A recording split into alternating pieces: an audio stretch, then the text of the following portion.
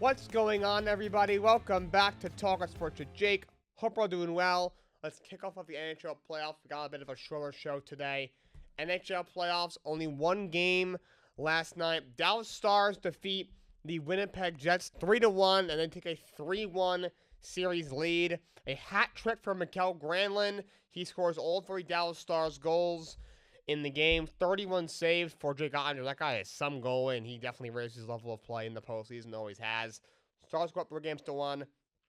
Had a feeling the Winnipeg Jets would lose in the conference semifinals. The curse of the President's Trophy it seems to be, especially when they went down to the St. Louis Blues. I mean, they had to come back and win that game very late in the game 7 against St. Louis, who came in really hot.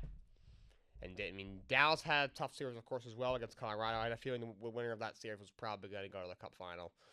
And Dallas has got a really good roster. Obviously, now they have Mikko Rantanen now, and they are one game away from finishing off the President's Trophy winners in 5 games. So Dallas Stars win 3-1. Basketball playoffs, NBA playoffs. Indiana Pacers defeat the Cleveland Cavaliers 114-105 in Game 5. They win the series for the second straight season. The Indiana Pacers are going back to the Eastern Conference Finals, defeat the league's best team, at least the Eastern Conference's best team by record. Cleveland Cavaliers in 5 games, 31 points, 6 rebounds, 8 assists for Tyrese Halliburton. At one point, he made like 4 or 5 threes in a row. He was on one, 35 in a loss for Donovan Mitchell. The Cavs have some questions for sure. Look, they had a great regular season. However, they have not been out of the second round. You make the trade 3 years ago for Donovan Mitchell. You give up Lauri Markkanen. You give up Colin Sexton. You give up a lot of first-round draft capital to go and get Donovan Mitchell. You have a bunch of other young pieces there. You already had Darius Garland. You had Evan Mobley.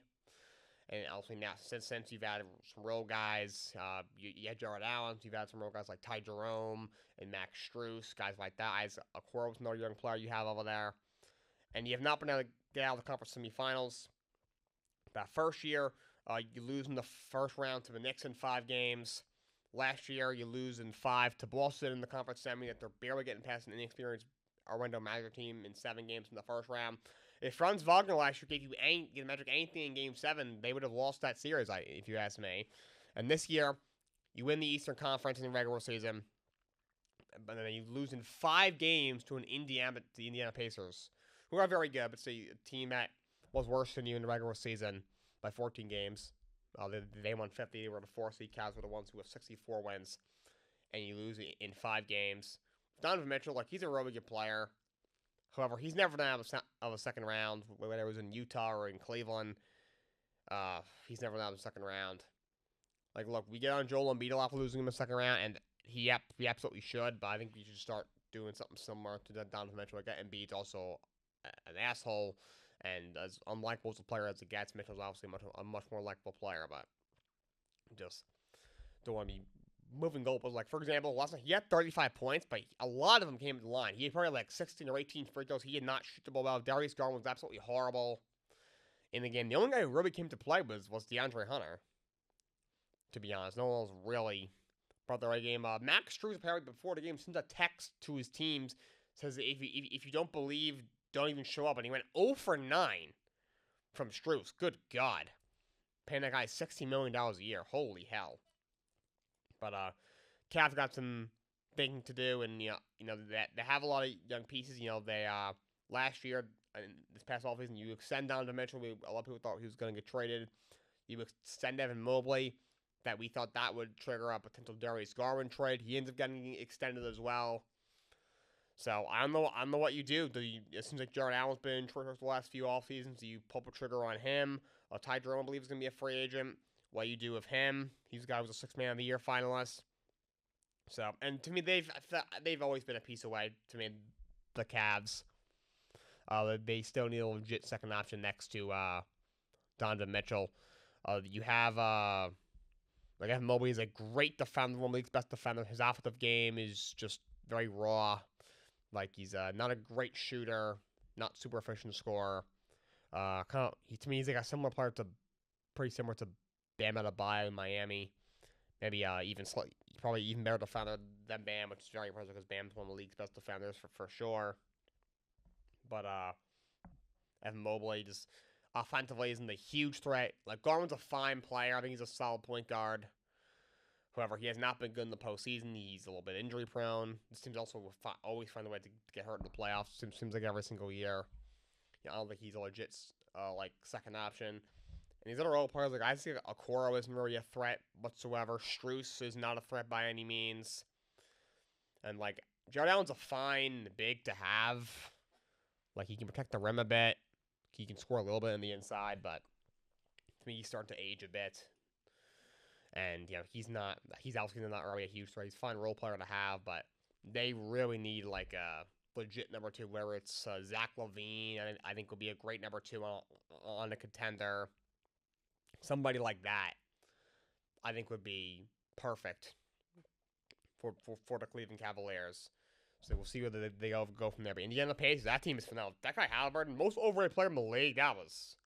That definitely gave him some motivation. And that team's really good. Siakam's another underrated player they have. He's absolutely phenomenal. Aaron Nemhard's been really good this postseason. And there's always other guys they have. Miles Turner's been great. He's another underrated player. It's a really underrated team. He's a really good player. This team's got pretty good depth, too, with Aaron Nesmith and Obi Toppin and all these pieces that I thought they got over there. But this is a really good team, and they are in the Eastern Conference Finals for a reason. The other game, Oklahoma City Thunder defeat the Denver Nuggets in Game 5 to go up 3-2. Jokic 44 and 15 in the loss, shy at 31 points in the win for the Oklahoma City Thunder. Really good game. Denver was up going to the fourth quarter, but Denver with a big fourth quarter, a small come from behind win in the fourth quarter there. Great game. Denver wins. They pushed the Denver Nuggets to the brink of elimination. It's been an exciting series. Denver is now, OKC is now one win away from the Western Conference Final. Last time they were in the conference finals was been a few years, for sure. It's been a bit. They've had some playoff runs. I don't think they've been to the conference finals. Probably it might have been since Kevin Durant's last year when they blew a throwing to Golden State. And that was 2015 or 2016 or something. So we'll see what happens with that. Playoff games on tonight. Panthers and Maple Leafs are on at 7 on ESPN tonight. In the NHL series to 2 games apiece. Toronto took the first 2. Florida, who of course is the defending champs, they won the last 2. At 9:30 on the same network, it'll be Edmonton Oilers against the Vegas Golden Knights. Also Game 5, Edmonton leads 3-1 in that series. As for the basketball side of things, the conference semifinals games that are on tonight, Knicks Celtics is on at 7. The NBA games are going to be on TNT. Knicks Celtics at 7. Game 5. Next week, 3-1. Obviously, if you heard the news yesterday, Jason Tatum torn Achilles. He's obviously going to miss the rest of the playoffs. You don't even know what his status is for next year. It really is a shame. This is honestly even more substantial injury than people realize. This is a guy who's only 27, just entering his prime, one of the best players in the league, one of the faces of the league. It's a guy who was a major part of a championship team last year, plays for the Boston Celtics, an all-time franchise, maybe the most historic and most successful franchise in all of basketball, one of the most successful franchises in all of sports. It happens in the middle of the playoffs, where they are expected to go on another finals run. Now, the injury that it is torn Achilles is something that he might not play at all next year. We might not see him for, a whole another 2 years. He'll be when he's 29.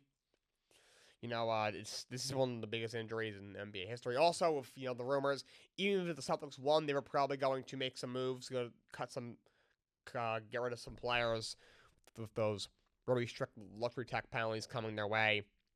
You would think, all right, if they won a championship or at least went back to the finals, we go back to back, or at least you lose in the finals. Maybe you move like a Sam Hauser, a guy who they paid last year, a little over $11 million a year for the next 3.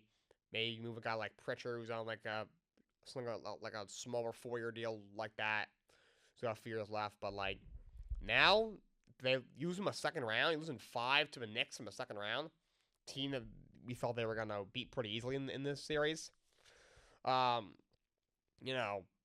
might blow it all up. I'm not sure if Jaylen Brown will get moved unless they go after Giannis or something, but Drew Holiday, there's a chance that he gets moved. There's a great chance Kristaps Porzingis gets moved. I think Sam Hauser is a gunner. Probably either way. I don't think Derek White gets moved. He does a lot of things for them, but you never know. So, there's a good chance. And also, you gotta remember, the owner, Reese Rusbeck, he's selling the team. Like, no one's gonna, like, it's the Boston Celtics. He could probably ask for $20 billion and get $20 billion for it. But, whoever's buying with teams, like, if they're gonna be hit with a $500 million luxury tax bill, that's not ideal. So he's gonna have to, move some salary around, for sure. You know, in the perfect scenario, maybe he moves Porzingis, Hauser, and Holiday. They get back a lot of talented young pieces, so you still feel the good team. You still have Jaylen Brown. You still have Peyton Pritchard. Maybe Al Horford comes back. Whatever piece you get back some draft capital. You give yourself a, hefty amount of draft picks. In a kind of a Wild Beneath, a team that still could be a threat possibly to an extent next year in the Eastern Conference. And the year after, when you have Jason Tatum back, could still be a contender possibly. If you're an owner, I'm like, I can work with that. I could possibly still get a championship or two out of his core before guys like Jason Tatum and Jaylen Brown. So 10 years starts, a career starts to hit the back end. So, but this Knicks finish the job. The job is not done. There's still a really good Boston Celtics team. They have arguably the best roster in the league. Jason Tatum is obviously a huge loss for them. He's their best player, one of the league's best. But they are still really good. Get the job done. Finishes off. Indiana is a really good team. They beat you last year. Also, they had so many injuries, but you got to prove that the Indiana win last year was a fluke. If you're fully healthy and they beat you this year, nothing you can say. And if you let the series go 7, even if you win, you're going to be exhausted, especially with a Tibbs coach team with a very thin bench, and you're lucky you can get to a game 6 against Indiana. Finishes off and then move on to the next round. Also at 9:30 tonight, Golden State Warriors against the Minnesota Timberwolves. Minnesota leads 3 games to 1. Still no Stephen Curry for the Golden State Warriors tonight. Minnesota looking to head to the Western Conference Finals for the second year in a row. Of course, the winner of that series will play the winner of OKC in Denver.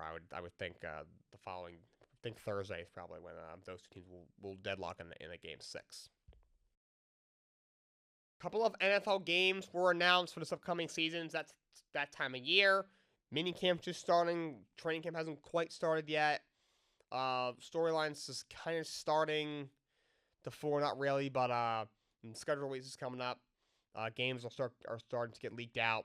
The NFL opener this year is going to be the Dallas Cowboys against the Philadelphia Eagles.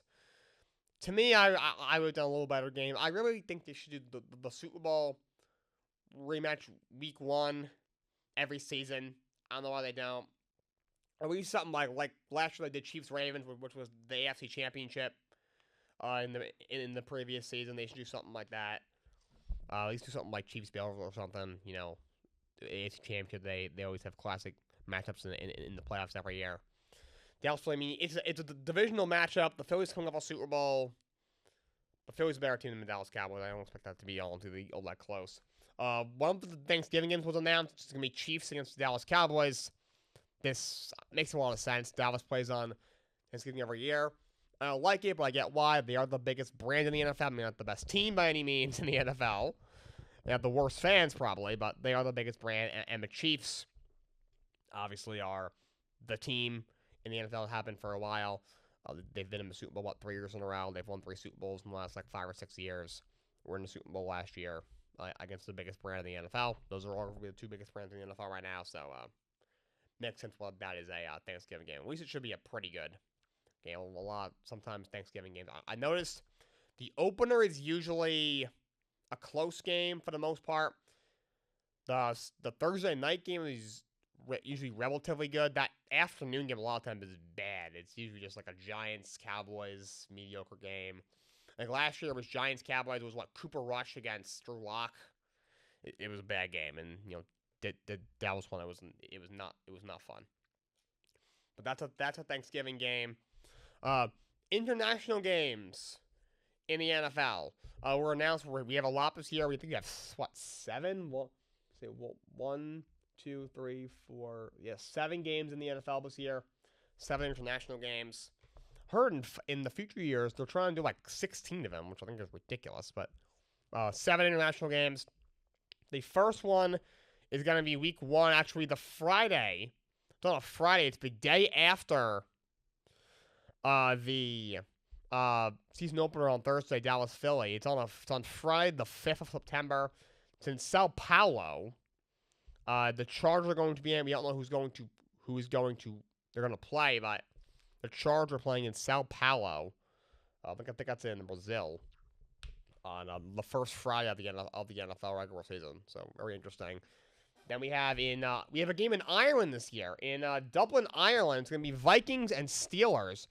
Sunday, September 28th, it will start at 9:30 in the morning. It will be on NFL Network. Vikings and Steelers on, I think that's probably week 4 or 5 or something. They're going to be in Dublin, in Ireland. Then on Sunday, October 5th, in London, at Tottenham Hotspur Stadium, it will be Vikings-Browns on NFL Network at 9:30 in the morning. The following week, same stadium in London, it'll be Broncos-Jets. Weird that the Broncos and Jets have played 3 years in a row. I got it, but they feel 3 or 4 years in a row. I don't, even when the Jets are not playing the AFC West, I don't know why that is. I think when I think it was maybe the first or second year with Russell Wilson, they played them. And I got the last 2 years because of the Sean Payton comments about Nathaniel Hackett, but it's weird that that's always a annual matchup, especially since, but outside of this year, we're really a lot of expectations around the Denver Broncos. Then the following week after that, at Wembley Stadium in London, Rams-Jaguars. Of course, the Jaguars got a game in Wembley Stadium every year because of Shad Khan. They play the Rams Sunday, October 19th at 9:30 in the morning. All these games are at 9:30. We got Sunday, November 9th in Berlin, in Germany. Those Germany crowds have been absolutely incredible. So Germany gets another game at Olympic Stadium in Berlin. It'll be Falcons and Colts. September, November 9th in Berlin, Germany. And the last one is November 16th in Madrid. I believe that is in Spain. Commanders and Dolphins. If you notice, a lot of these matchups aren't really that exciting. A lot of these are either going to be not so good games, or a blowout. I think that's done on purpose. The games are all on NFL Network, which isn't great, and they start at 9:30 in the morning on a Sunday. That's really not ideal. But those are your international games, or for the 2025 NFL season. Finish off today. Going to continue with my NBA off-season preview series. Once again, doing 2 teams. We are now into the playoff teams that lost in the first round, staying in the Eastern Conference. Going to go with the Orlando Magic today to start off. Orlando, back-to-back first-round playoff exits. Last year, lost in the first round, take Cleveland to 7 games. This year, you end up in the play-in. You end up getting out of the play-in. You end up facing off the Boston Celtics in the first round, and that went about what we all thought. They lose in 5 games. So now, what do? So you have a young team. You have a legit core here. I think Paolo Banchero is a great player. I think a potential star in the future. He's really good. He's got another year left on his deal before he hits restricted free agency. Franz Wagner is very good. His big extension kicks in this upcoming season. Free agents, not too many free agents. Just 2 guys that are restricted. Mac McClung and Trevlin Queen. Mac McClung, obviously, is the dunk contest guy, but he's a G League player. And Trevlin Queen, I don't know who that is. And then they have team options on Moritz Wagner and Gary Harris. So everyone else is under contract. Now, they need more shooting. They need more floor spacing. They went out and got Kentavious Caldwell-Pope last offseason. They give him a 3-year deal, including a player option for $21.1 million per year. In that last year, I think it was 3 years, $3 million. Didn't really work out. Look, he's a fine player. He's a solid perimeter defender. He's a pretty good shooter. He's a solid 3-and-D piece. He was very efficient in Denver. That's because he's playing with Nikola Jokic. Jamal Murray's also out there. Michael Porter Jr. is also out there. He's wide open all the time. Now, you put him in Orlando, where he's really the only legit threat from beyond the arc. Paolo Banchero, Franz Wagner were hurt a lot this year. Their 3-point shots are still kind of developing a little bit. They're obviously still very young. Bankera was only 22. Walker's only 23. He's not wide open all the time. In fact, he's wide open very little. So I think that's really where the regression came in. That didn't really work out for them. So they need a little more consistency when it comes to 3-point shooting from Bankero and Franz Wagner as well. But they do need more shooting. They have some other young pieces here. Well, Wendell Carr is a solid center. He's 25 years old. Suggs is a good player, really good defender at the guard spot.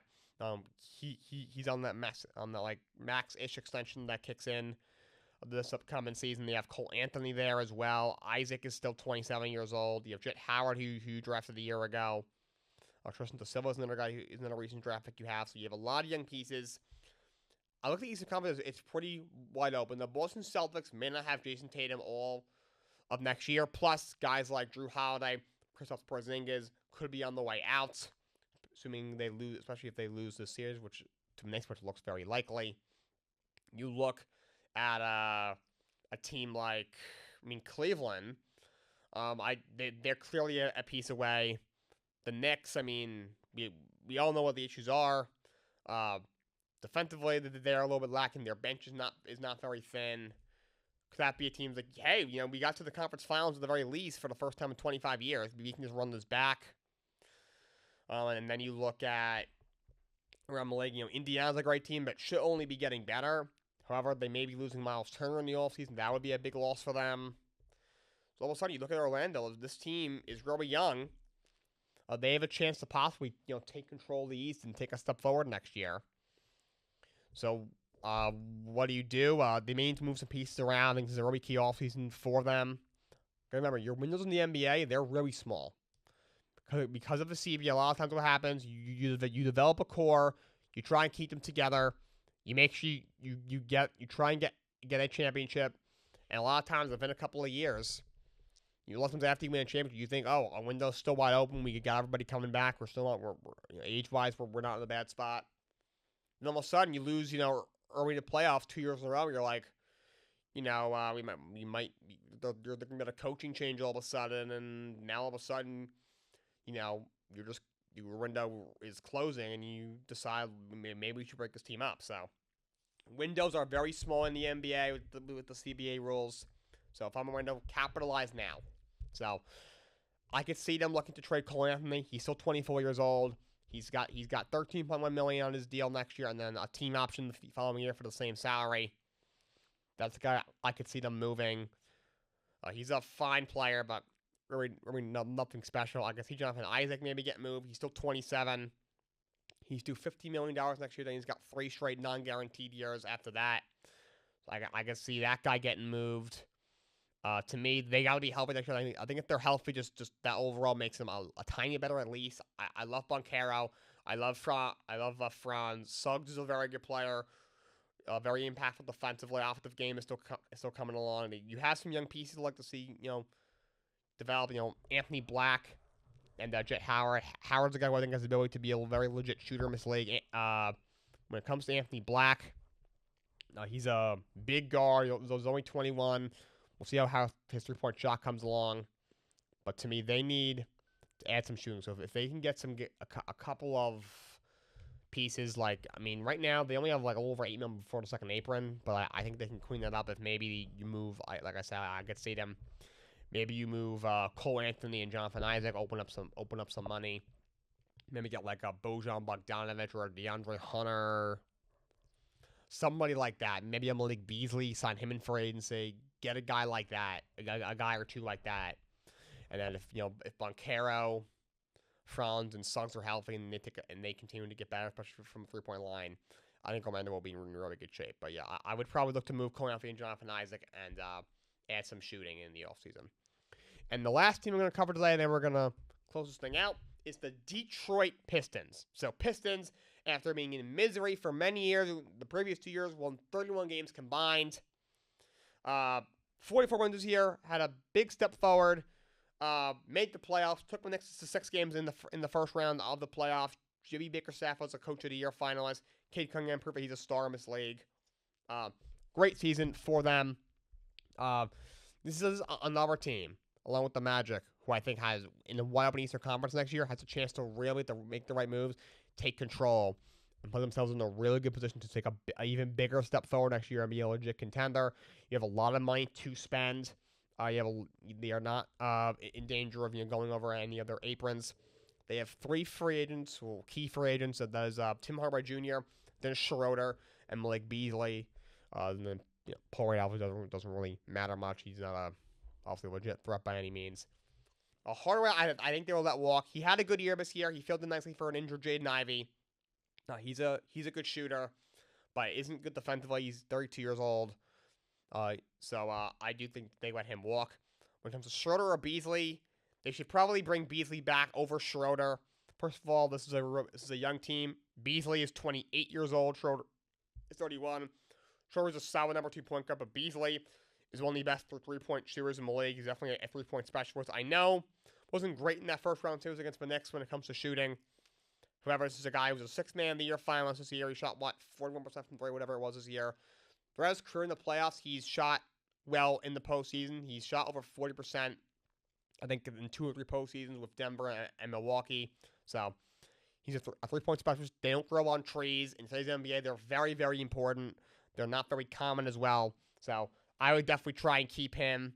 You have a legit star in Cade Cunningham. That guy is an absolute stud. I do think Jaden Ivey, he'll be helping next year. I think that'll be a big guy to get back.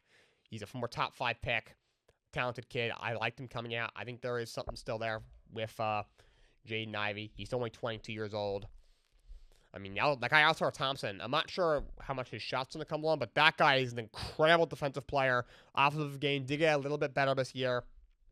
Duran's a really good big man. I like him a lot. Even Tobias Harris, who's older, he had a good season. He's still a solid player. You drafted Ron Holland this past year, 5th overall. I didn't love him coming out, but he's still only 19 years old. He's literally still a kid. I mean, you got Fontecchio's a guy who could shoot on the bench. He's only 29 years old. I mean, they need to get a legit number 2 for Cade Cunningham. They gotta find a way to do it. So you have Cade, who's your star. You get Ivy coming back. I think he plays a big role. I like Tobias Harris as a role player. You have a really good young big in Ivy. I have another good big in Isaiah Stewart. He's a very good player. Still 23 years old. Alsar's a great defender. You got other pieces. Ron Holland's a young piece that we're still kind of seeing what he's got. And then I would try and bring at least one of Schroeder and Beasley. I would probably try to re-sign Malik Beasley to get you a legit 3-point shooter on your bench. If you can, bring back Schroeder, get you an extra guard on the bench behind Cade Ivey, especially with Jaden Ivey's injury. Tim Hardaway Jr. probably isn't coming back. And I would, if you can find one to get like a Zach LaVine, that would be really, really ideal for them. I think he'd be a really nice fit on this team. I don't hate Zion as a destination here. Look, I personally would tread lightly when it comes to the pursuit of Zion Williamson. Look, he's obviously very talented. No one's going to take that away from him, ever. He was considered a generational prospect coming out of Duke in 2019. When he's been healthy, he has been really good. He's been a great player. He's one of the most freakish athletes the league's ever seen. When healthy, he's a guy that will give you 25 and 8 every single night. Just a freakish athlete. Yes, doesn't have much of a 3-point shot, isn't playing a whole lot of defense, but he is still really young. Problem is, he's never on the court. He's always hurt, and it just seems like he's not all in. I've heard things like he's a bit of a detached teammate, and obviously we see he gets out of shape very, very easily. First of all, he's living in New Orleans. They have great food in there. You go to Detroit, there is nothing to eat in Detroit. I'm just saying. All right, I've never had Detroit pizza, but it looks horrible, so just tell him, like, look, Zion, I mean, we need you in shape, which shouldn't be too hard. Well, I mean, one, you make $40 million a year. You can afford the best everything out there playing in the NBA. That should be second nature. I never understood how guys get out of shape when it comes to pro athletes. Second of all, like, there's no good food in Detroit, so, like, that shouldn't be a problem if we're really getting technical. But, I mean, towards the end of last year, he was healthy. He looked in the best shape that he's been in since Duke. I mean, he was the Pelicans rep at the draft lottery. He actually looked very good. I mean, he's obviously he was in a suit and everything, and obviously it's the Offseason. But so if he can stay healthy, if they can find a way to get him, I don't hate that. I'm not sure if Stewart would go in that deal, and even if he does, you could put him next to Duran with Cade Ivey and Elsar. You have still Tobias Harris and Luke Beasley comes back. That's a really good team. So don't hate Zion as a destination for the Detroit Pistons, and they gotta get a legit number 2 for Cade Cunningham. I think Zach LaVine, if the Kings dangle him, would look really, really nice. But they got to get a legit number 2 for Cade Cunningham. I think they should definitely prioritize re-signing Malik Beasley in the offseason as well. That's all I got for you guys today. Until next time, so long, and have a great day.